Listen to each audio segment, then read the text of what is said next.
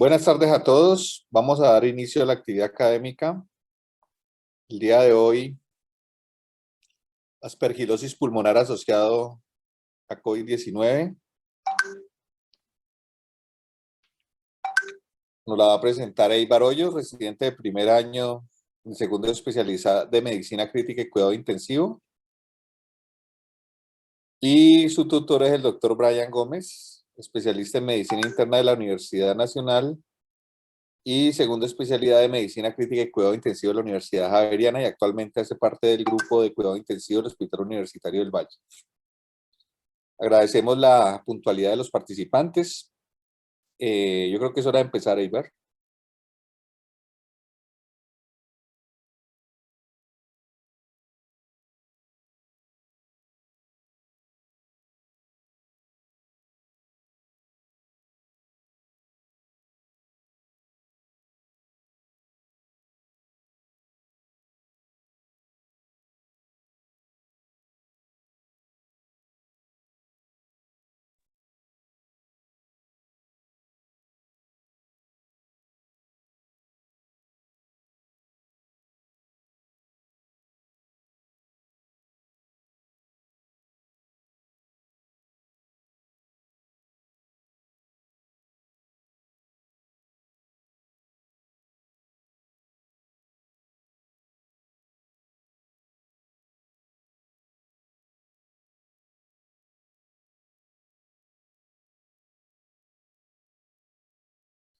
No te escucho, Hoyos.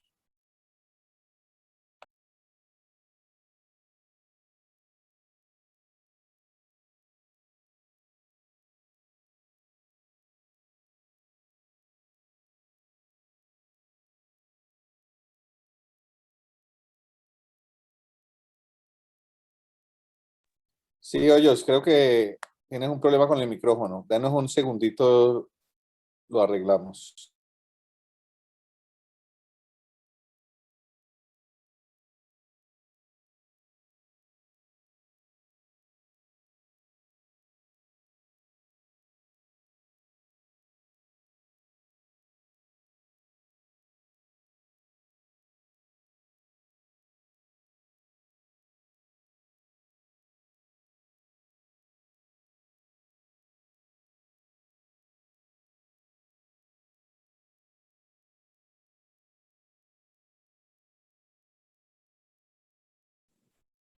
Muy buenas tardes, les confirmo, por favor, ¿me estén escuchando? Ahora sí, perfecto. Muchas gracias. Entonces, muchas gracias al doctor Caballero. Mi nombre es Eibar Hoyos Robles. Vamos a manejar en el día de hoy el tema de aspergilosis pulmonar asociada a COVID.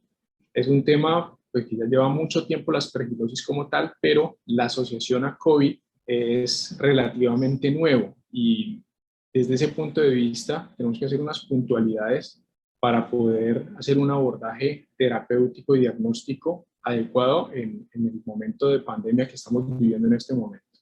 Entonces, empezamos. Básicamente el contenido de la charla va a ser un poco de historia, fisiopatología, la relación viral micótica en algunas infecciones, la asociación de aspergilosis asociada a COVID, el diagnóstico y el tratamiento.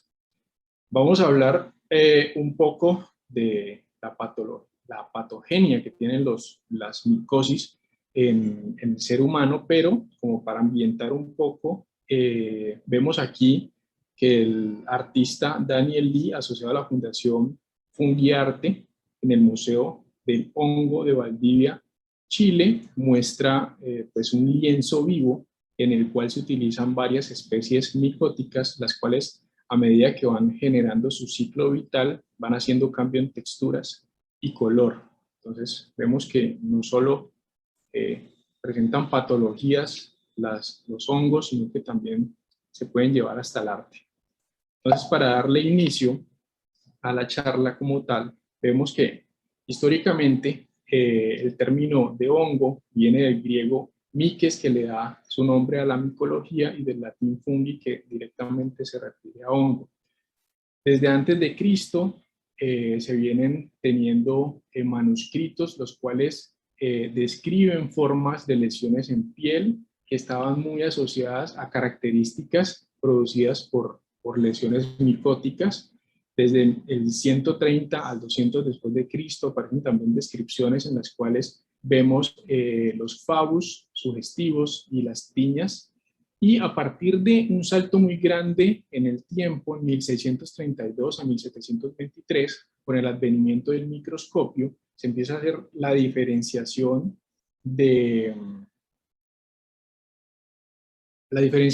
los microorganismos que pueden ser patógenos. Estos microorganismos, a partir de 1729, por el doctor Pierre Michael, hace la primera descripción de lo que es el Aspergillus. ¿Y por qué Aspergillus? Porque hacía referencia a la caracterización macroscópica del hongo, porque en él se podía ver una clara semejanza con el Aspergillum, que era el instrumento con el cual se utilizaba para la irrigación del agua bendita por parte de los clérigos. Luego en 1729 aparece la micología de la mano del doctor Agostino Bassi, en el cual descubre la muscardina del gusano de seda y está producida por el hongo Beurevi bassani. Y en 1845 vemos las primeras descripciones por parte de Hendrik Malmsteen de lo que sería el género Trichophyton. Posteriormente, en 1850, el doctor J.B. George logra hacer una descripción mucho más precisa del término de aspergilosis asociada a pacientes con patologías pulmonares severas en pacientes con un grado de alteración inmunológica. Y a partir de 1837 hasta 1930, los doctores Pierre Sacordo y Jean-Paul Vielmin logran hacer las primeras clasificaciones de lo que va a ser las familias micóticas, y luego el doctor Sauron logra el aislamiento y el crecimiento en el laboratorio por parte de cultivos micóticos. Desde 1950 aparecen los grupos de antifúngicos principales, como lo son en la década del 50 la amphotericina B, luego entre la década del 70 y el 80 los primeros azólicos, en el 2000 aparecen las equinocandinas y también los azólicos de segunda generación, y posteriormente las nuevas equinocandinas. Un poco de epidemiología, teniendo en cuenta que el 50% de las micosis sistémicas son asociadas a candidiasis y aspergilosis, y que los pacientes inicialmente en la historia se presentaron asociados a neutropenia, pero a medida del advenimiento de nuevos tratamientos, aparte de biológicos, de la implementación de nuevas tecnologías en la unidad de cuidado intensivo, de las endemias y pandemias de influenza y el advenimiento de nuevos fármacos inmunomoduladores, vemos que los pacientes con no neutropénicos empiezan a tener aparición sobre este tipo de patología. Y en Colombia, la incidencia está alrededor en los pacientes inmunosuprimidos entre el 2 al 4%, principalmente en neoplasias hematológicas y con presencia de neutropenia.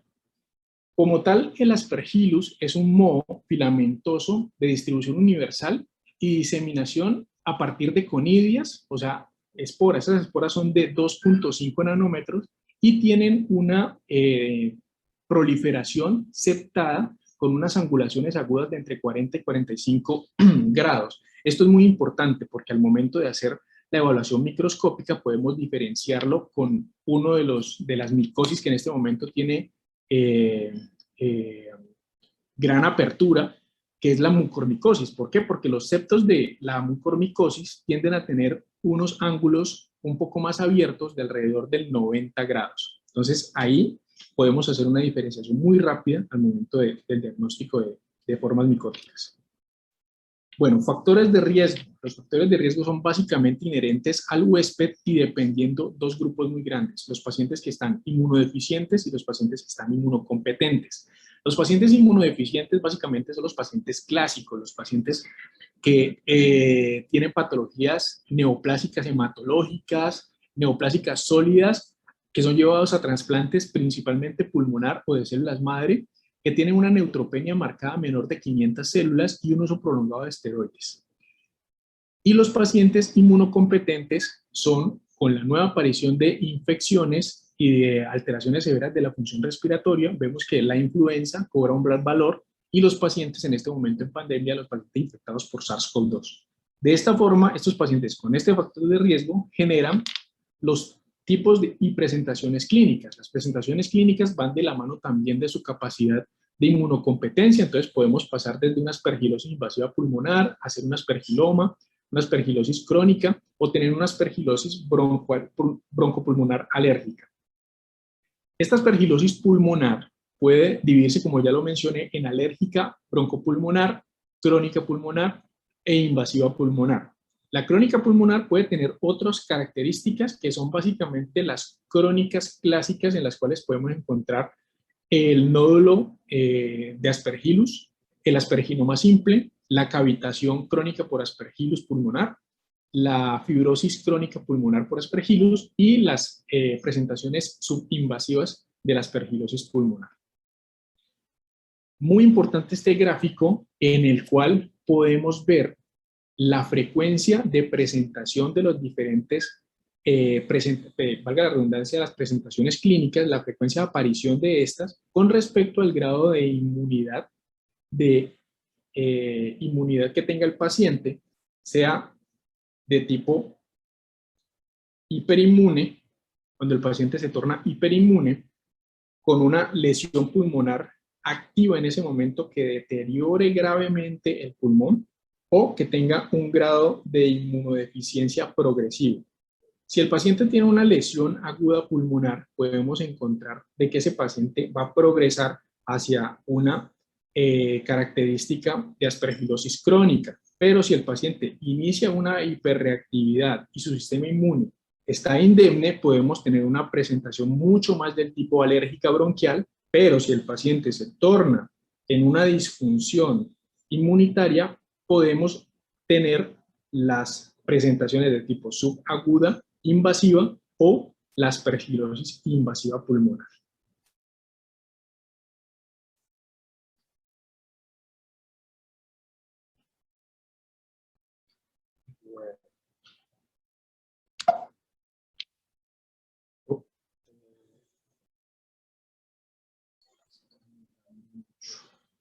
Bueno, nuevamente para tenerlo en cuenta, la actividad inmunitaria del paciente es muy importante a la hora de las presentaciones clínicas. Cuando el paciente tiene una actividad inmune indemne, la mayoría de las presentaciones van a ser de tipo alérgica, del bronquiales y del tracto respiratorio superior. A medida que el sistema inmunitario se ve comprometido, podemos tener presentaciones como el del tipo del aspergiloma, la aspergilosis crónica, pero cuando vemos un grado considerable de inmunodeficiencia, podemos tener presentaciones de tipo invasiva pulmonares o hasta las de tipo extrapulmonar.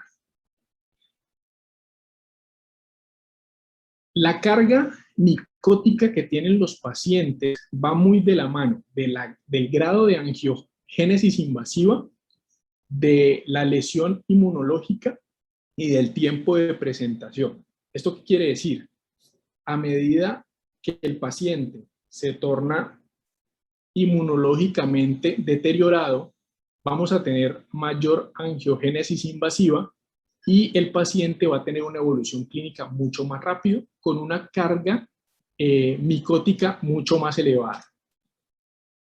A medida que la carga micótica se ve controlada o el paciente inmunitariamente la puede controlar, vamos a tener un menor grado de angiogénesis invasiva, un control inmunitario mucho mejor y el tiempo va a ser mucho más alto, puede ser entre semanas o meses. Pero el paciente que tiene un sistema inmune indemne, básicamente sus cargas micóticas en el tejido tisulares van a ser mucho más bajas y la angiogénesis invasiva va a ser muy poca, muy reducida, y la presentación se va a tardar hasta meses para presentarse.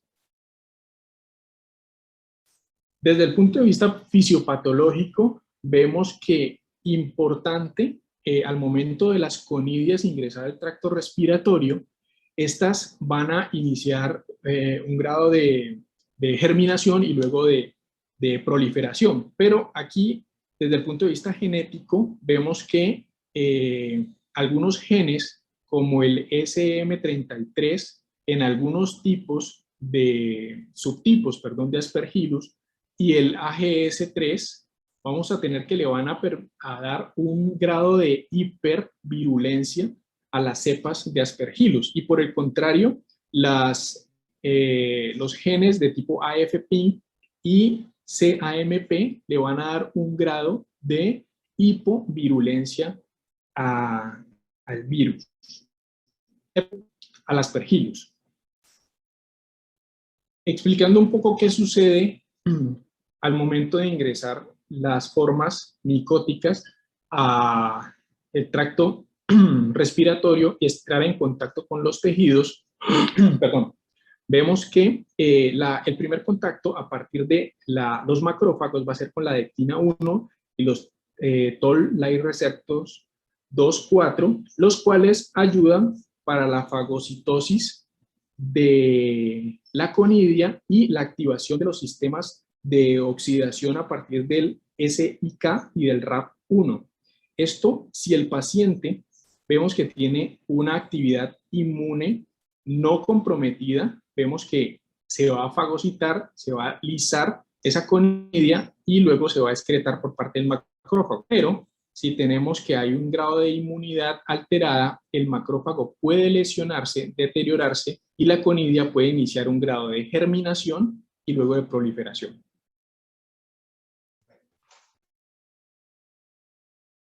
Luego de que las conidias entran en contacto con el tejido tisular, vamos a tener varios proteínas con las cuales esas conidias entran en contacto, como lo son la pentraxin 3, la fibronectina y la lactoferrina, y otras proteínas del hospedero, las cuales le permiten tener iniciar su germinación y iniciar su grado de proliferación. Y aquí en esta fotografía de electromicroscopio, vemos cómo la proliferación a partir de un vaso sanguíneo de las hifas, las cuales pueden angioinvadir el lecho vascular y de esta forma producir algo muy importante, y es la generación de sus glucoproteínas estructurales, como lo son el galactomanano y el beta-glucano. Y esto nos va a permitir poderlo detectar en sangre, dado de que la proliferación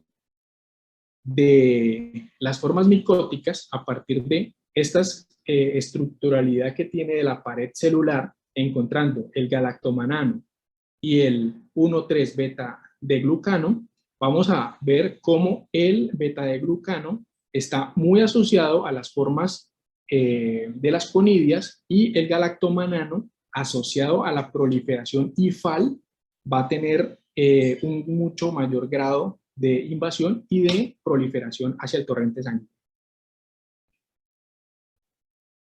Entonces, ¿qué sucede con el paciente? El paciente inmunocompetente, vamos a tener que tiene un grado de defensa en el cual tenemos un límite muy importante, y es hacia el grado de angioinvasión endotelial. Ese grado de angioinvasión endotelial lo limitan los neutrófilos en este punto.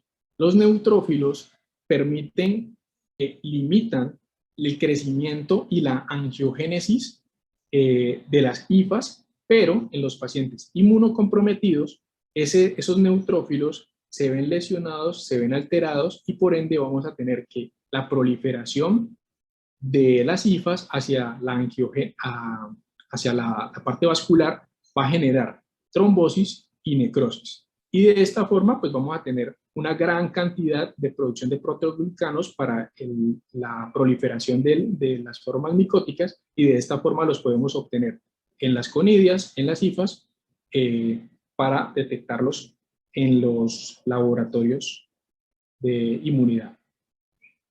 Ahora, se presentó una relación directa con influenza y aspergilosis, que se denominó influenza asociada a aspergilosis pulmonar. Esta ya tiene pues definida su fisiopatología y está asociada a la supresión de las oxidases que mencioné hace poco, que hacen parte de la lisis intracelular del macrófago y permiten que la proliferación y angioinvasión del aspergillus sea mucho mayor en los pacientes con infección pulmonar por influenza. Y esto permite que podamos medir, me voy a adelantar un poquito, galactomannan con una sensibilidad y una especificidad mayor de 65%. Y esto es algo muy importante porque abre una brecha muy importante con los pacientes de COVID. Ahora, un rápido repaso sobre la fisiopatología del SARS-CoV-2. Vemos cómo el virus y su proteína Spike logran entrar en contacto con el receptor de la enzima convertida en angiotensina, asociado a la proteína de anclaje proteasa transmembrana tipo 2. Esto le permiten al virus ingresar a la célula por medio de fagocitosis, luego tomar la maquinaria ribosomal de la célula e iniciar toda la parte de construcción de proteínas estructurales, replicación del ARN y luego por medio de endosomas liberarse al torrente sanguíneo o a la parte tisular para coinfectar nuevas células. Luego de que producen esto, producen lo que se denomina piroptosis, que es a partir de la liberación masiva de factores inflamatorios, reclutamiento celular de macrófagos, monocitos y principalmente linfocitos y muy pocos neutrófilos. Y por eso vemos que los pacientes tienen una linfopenia muy marcada. ¿Por qué menciono esto? Porque la evolución fisiopatológica del paciente con COVID, vamos a tener que son 3 estados, el estado 2 dividido en un 2A y un 2B, en el cual el estado inicial vamos a tener que hay una respuesta inflamatoria viral general con sintomatología muy limitada a, por decirlo de alguna forma, a el tracto respiratorio superior o no necesariamente respiratorio, puede ser hacia otro tipo de sistemas. En el estadio 2 vamos a tener una alteración respiratoria un poco más comprometida, pero también puede iniciarse el proceso de inflamación severa. A medida que el paciente incrementa ese grado de inflamación y genera un grado de hiperinflamación, esta fase hace que el paciente ingrese en falla ventilatoria, falla cardíaca, falla renal, SDRA, y en este momento es cuando el aspergillus hace su grado hace presencia sobre esta patología, y por esa razón tenemos que entrar a tenerlo en cuenta para hacer el diagnóstico de ella. Bueno, con respecto a la fisiopatología, hipotéticamente todavía no se conoce exactamente a qué se debe en la correlación de COVID asociado a aspergilosis pulmonar, pero tenemos que puede ser debido a una inactividad y una disminución de la actividad, porque los macrófagos que fagocitan normalmente las conidias tienden a estar limitados en su funcionamiento, y los neutrófilos con un poco reclutamiento. Entonces, esto va a hacer que la respuesta inflamatoria y activa inmune del paciente se vaya a ver deteriorada, asociado a que el paciente en COVID-19 lo tenemos sometido a soporte ventilatorio, a múltiples terapias farmacológicas y a algo muy importante, que es el uso de esteroides.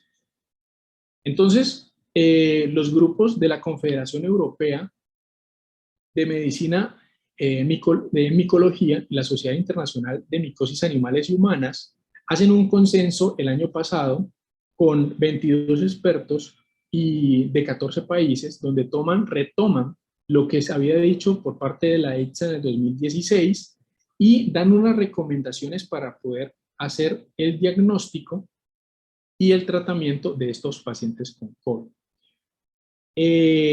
Pero, ¿qué sucede? Sucede que normalmente el diagnóstico lo tenemos que definir a partir de una muestra, bueno, de las características del paciente, del huésped, de una muestra microbiológica y de una imagen diagnóstica. Pero hay unas grandes limitaciones para poder hacer las biopsias de estos pacientes, pues, puesto que los pacientes con SARS-CoV-2 están en fallas ventilatorias severas, están con parámetros ventilatorios altos, y hacer una punción en estos pacientes o hacer una biopsia directa, así sea por lavado broncoalveolar o por biopsia de punción directa, pues va a ser muy complicado. Además de que desde que empezamos en pandemia hemos tratado de evitar la aerosolización en estos pacientes, y someterlo a broncoscopia y lavado broncoalveolar, pues es lo que más genera aerosoles en este momento.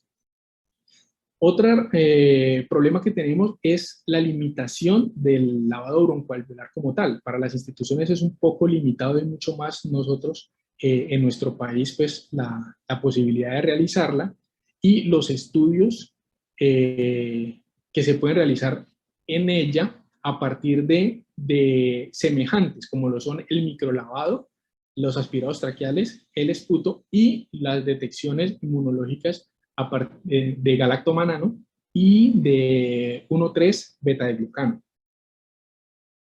Bueno, y entonces se muestra que ahí los niveles de evidencia siguen siendo el gol estándar para la histopatología y la citología, muy altos, recomendaciones altas. El galactomannan sigue siendo, y alfa-1 beta-glucano siguen siendo con una recomendación alta, pero el 1,3 beta-glucano tiene un problema, y es que no solo está presente y exclusivo para aspergilosis, también se puede presentar en otras micosis. Entonces, el galactomanano sí es muy específico para aspergilosis. Y no perder de vista que las imágenes diagnósticas siguen teniendo un aporte muy, muy grande sobre estos pacientes, a pesar de que los pacientes con SARS-CoV-2 pueden enmascarar y alterar las imágenes que comúnmente se presentan en los pacientes por aspergillus, y ya lo vamos a mencionar un poco.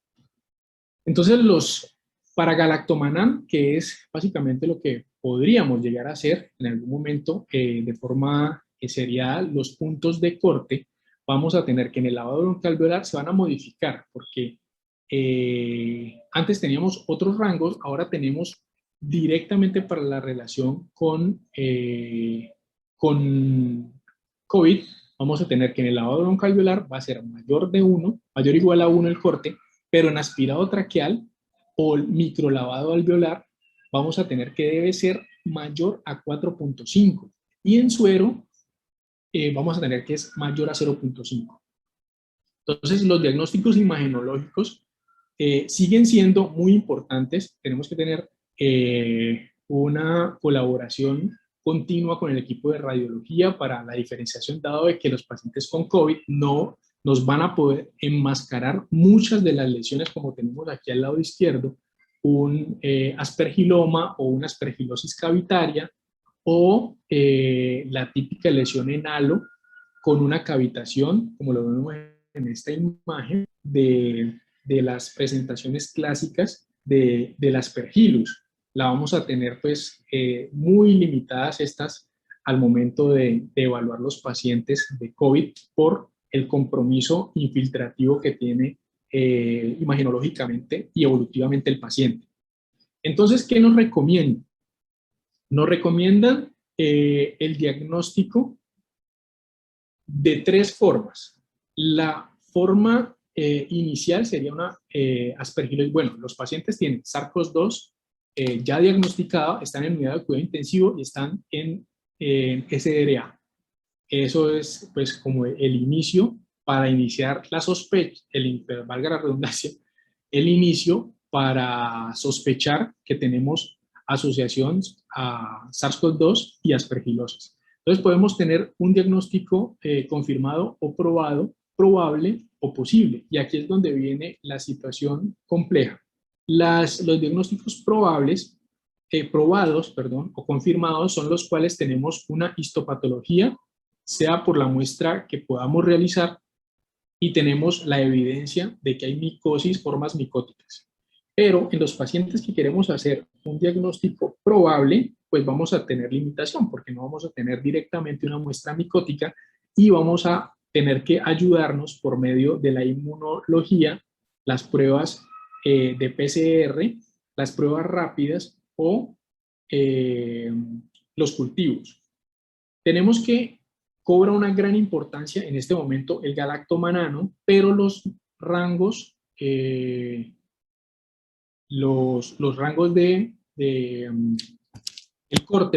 los cortes para el galactomanano se van a ver alterados para poder hacer el diagnóstico de probable. Entonces, probable, vamos a tenerlo que lo podemos hacer el diagnóstico con un galactomanano mayor a 0.5 o por una muestra sérica o con una muestra de lavado broncoalveolar superior a 1. También podemos hacer el diagnóstico si tenemos unas muestras seriadas de galactomanano sérico en 2 muestras positivos, más una PCR, más una evidencia de cultivo positivo para el microorganismo. O podemos tener un lavado que nos muestre una muestra para PCR positiva menor al ciclo 36 y una evidencia microscópica en cultivo positiva para Aspergillus. Y estas dos pues son donde tenemos pues el recurso para poder realizar este tipo de evaluaciones bajo lavado broncoalveolar. Pero, por ejemplo, en muchas de las instituciones a las cuales estamos prestando pues servicio para los pacientes, no tenemos la posibilidad de realizar este tipo de estudios. Entonces vamos a tener la posibilidad de hacer microlavados aspirados de secreción traqueal, y aquí los puntos de corte para galactomanano tienden a ser diferentes. ¿Por qué? Porque necesitamos necesitamos probar de que el paciente sí está infectado y no tenga una colonización. Entonces los rangos para lavados para aspirados traqueales van a ser en una muestra única un galactomanano mayor a 4.5, como lo mencionaba antes, el corte, o muestras seriadas del mismo galactomanano en aspirado traqueal mayor a 1.5. O ese mismo, una sola muestra de galactomanano mayor a 1.2, pero con una prueba adicional que lo pueda llegar a confirmar. Entonces, repasando un poco, vemos que el paciente con SARS-CoV-2 en unidad de cuidado intensivo y en SDRA vamos a tener que podemos realizar o un lavado broncoalveolar, un aspirado traqueal, aspirados seriados o tomar una muestra en suero. Pero esto nos va a hacer que pensemos muy bien qué tenemos disponible, cómo lo podemos realizar y mirar supremamente bien los puntos de corte, porque de esa forma podemos orientar mucho más el diagnóstico. La mayoría de nuestros pacientes van a estar en el rango de diagnóstico posible y esto limita pues un poco la realización del diagnóstico como tal. Entonces, no perder de vista la necesidad de la continuidad del uso de imágenes diagnósticas y la realización de cultivos para formas micóticas. Y ahora, para dar un poco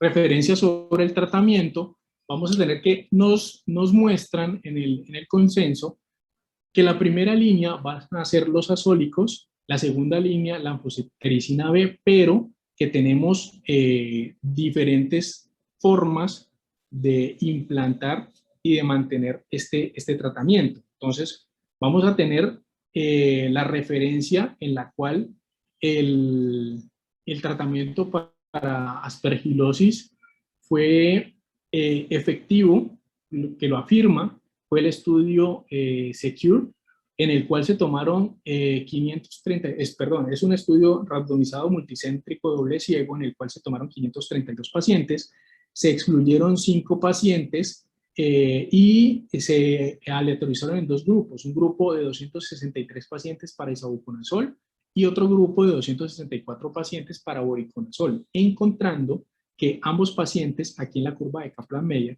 vemos que ambos pacientes, a medida de ambos grupos de pacientes tienen una efectividad adecuada para el uso de ambos fármacos, un poco superior la del isavuconazol, pero esa mejoría ligera del isavuconazol está asociada a su perfil de seguridad en los pacientes que tienen enfermedad hepática y enfermedad renal.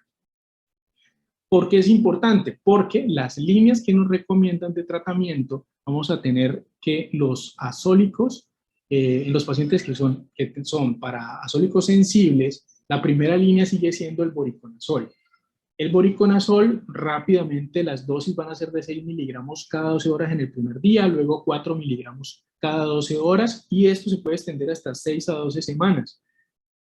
Importante la realización de niveles, en el caso de usar el voriconazol, cada semana, y deben estar entre 2 y 6 miligramos por litro. El problema del voriconazol es que tiene una actividad metabólica importante sobre oxidorreducción a partir de citocromos, entonces puede generar hepatotoxicidad y neurotoxicidad, y además puede generar reacciones cruzadas con muchos de los fármacos que estamos utilizando en la unidad de cuidado intensivo para los pacientes COVID. Entonces, el isavuconazol tiene un margen de seguridad mucho mayor y las dosis van a ser de 200 miligramos día, 200 miligramos cada 8 horas en el primer y segundo día, y en el tercer día 200 miligramos al día. La segunda línea, en el caso de que los pacientes tengan resistencia a azólicos, vamos a tener que podemos seguir utilizando el voriconazol o el isavuconazol asociado a una equinocandina. Y la segunda línea como tal definida va a ser la anfotericina B liposomal a una dosis de 3 miligramos por kilo por día. Bueno, eso es básicamente los esquemas antimicrobianos. Y aquí quería mencionar algo muy importante. Este es un artículo que se generó en Grecia a partir de 653 pacientes evaluados con SARS-CoV-2 positivo en falla ventilatoria, los cuales se aislaron con los 3 tipos de pruebas diagnósticas. No se les hizo biopsia, pero sí tuvieron galactomanano, 1,3 beta de glucano e imágenes sugestivas de aspergilosis, todos positivos, pero se aislaron solo 6 pacientes que cumplieron todos los criterios para hacer unos CAPA probados. Y estos pacientes tuvieron una relación directa con la presencia de neumomediastino y neumotórax espontáneo. Lastimosamente, pues la mortalidad de estos pacientes sobrepasó el 80%, y de esos 6 pacientes, pues fallecieron 5 pacientes. Pero esto creo que es muy importante porque epidemiológicamente vemos un incremento muy grande en las unidades de cuidado intensivo de la presencia de neumotórax espontáneos, aún así sin tener evidencia de parámetros ventilatorios muy elevados, pues asociado a las mecánicas ventilatorias tan deterioradas que presentan estos pacientes. Entonces, algo que queremos dejar para este tema, aquí a modo de ir terminando y cerrando ideas, es que la recomendación que hacemos es ¿a quiénes vamos a estudiar? Vamos a estudiar los pacientes COVID positivos que tienen una falla ventilatoria y que llevan más de 5, entre 14 días con un deterioro progresivo de la función respiratoria, que siguen con fiebres persistentes a pesar del cubrimiento antimicrobiano para bacterias, que no tenemos un aislamiento de un germen determinado bacteriológico, pero que el paciente sigue mal. Entonces, ¿qué podemos hacer? Aquí en la institución podemos generar una guía radiológica en lo posible, ayudándonos del ultrasonógrafo, de la tomografía en el caso de que el paciente pueda ser llevado, y de alguna forma poder realizar o por lavado broncoalveolar o por aspirado los estudios microbiológicos, sean por directos de microscopía o utilizando galactomanano idealmente pues para las muestras respiratorias o seriadas séricas. Y el tratamiento, pues como lo mencionamos, podríamos iniciar la dosificación a partir de voriconazol o isavuconazol, teniendo en cuenta pues la orientación del diagnóstico que muy probablemente lo vamos a tener que ubicar en los pacientes posibles y algunos podríamos llegar a ponerlos en diagnósticos probables, pero pues a algunos queda un poco difícil realizar diagnósticos, pienso yo, desde el punto de vista de probados. Y pues ahí cerramos era lo que le tenía para mencionarles en el día de hoy sobre el tema. Es un tema nuevo, la relación como tal, pues porque la aspergilosis ya lleva muchos años con nosotros, pero se están cada vez más viendo casos, evaluando situaciones en las cuales podemos diagnosticar, tratar, y estos pacientes pues puede que tengan una mejor evolución clínica. Lo que queremos dar mención es que tenemos que sospecharlo en los pacientes que no van bien, que tienen COVID, que generan deterioro severo de la función respiratoria y que su progresión es cada vez peor. Muchas gracias.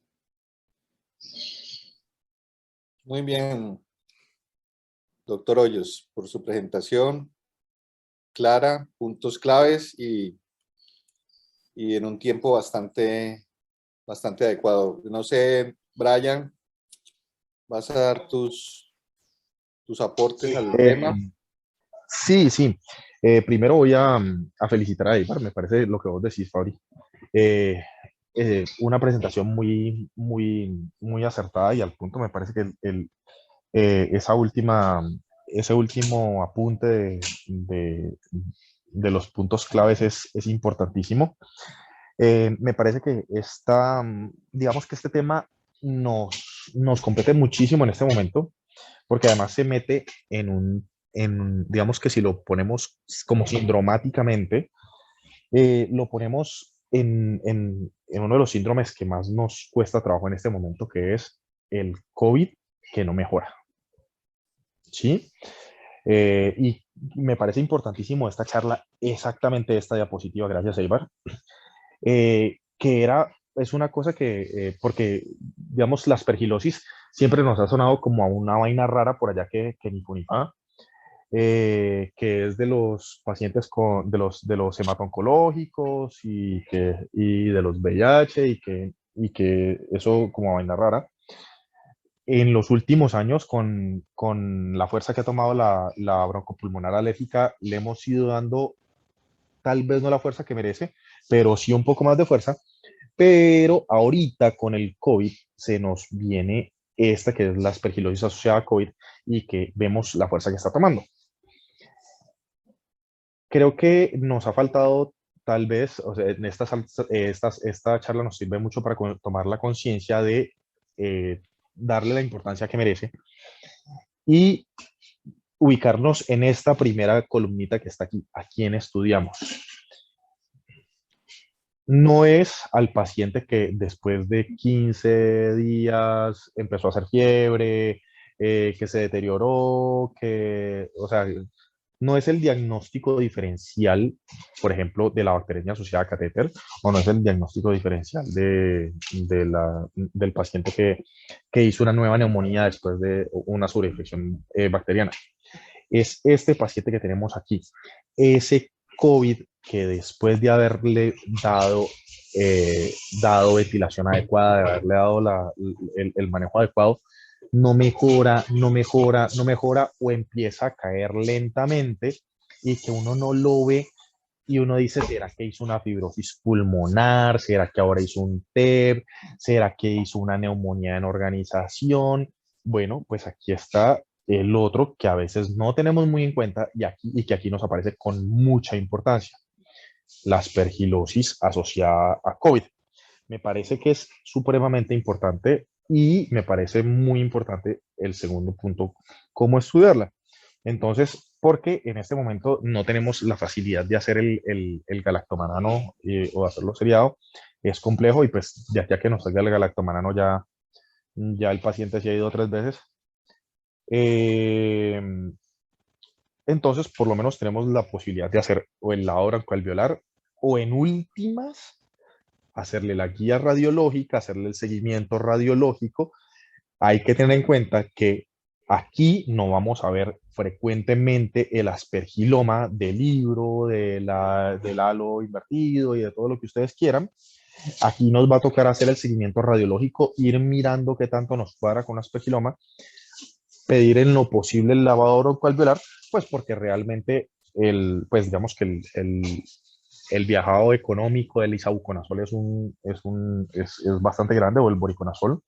Entonces, pues es importante que toca tener primero mucha conciencia para poder sospecharlo y mucha conciencia para poder diagnosticarlo. Pero es importantísimo en este pedazo que se nos vuelve un diagnóstico diferencial para esos pacientes que tenemos pegados y van 10 días, 14 días y no mejora y no mejora y no mejora. Acerca de la diferencia entre el bori y el isavuconazol, eh, digamos que las guías lo ponen el isavuconazol como primera elección, obviamente por el perfil de seguridad. Este no es el típico paciente que uno tiene en la calle, que está caminando y que no tiene ni lesión renal, ni daño hepático, ni ninguna otra cosa. Este es el paciente generalmente polimedicado, con disfunción renal, con disfunción hepática. Entonces, ahí es donde hay que tener en cuenta. Yo pienso que si uno tiene el perfil del paciente para el voriconazol, pues bueno, el voriconazol es una buena opción por encima del isavuconazol.